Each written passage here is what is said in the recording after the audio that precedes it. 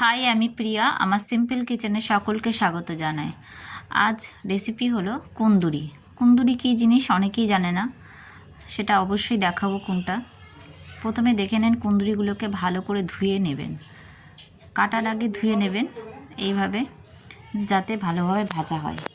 আলু নিয়ে নেবেন, কাঁচা লঙ্কা, পেঁয়াজ কুচি, হলুদ, নুন, ধনের গুঁড়ো, গুঁড়ো লঙ্কা, পাঁচফোড়ন, এগুলো সব নিয়ে নেবেন। এই দেখুন, এগুলো হচ্ছে কুন্দুরি। অনেকেই চেনে না, বাজারে পাওয়া যায়। এটা খুব সুন্দর খেতে হয়, করে দেখবেন। সর্ষের তেল দিয়ে দেবেন কড়াইয়ে, গরম হতে দেবেন। ফোড়ন হিসাবে পাঁচফোড়ন দিয়ে দেবেন। তারপরে কুন্দুরিগুলো দিয়ে দেবেন, ভালো করে ভেজে নেবেন।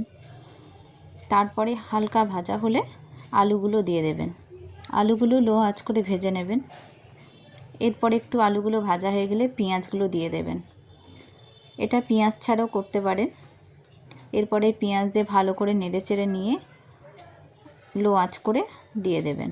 এরপরে নুন যতটা পরিমাণে লাগবে, হলুদ দিয়ে ভালোভাবে নেড়ে নেবেন। লো আঁচ করে করবেন অবশ্যই। ও লঙ্কার গুঁড়ো দিয়ে দেবেন সেদ্ধ একটু হলে পরে।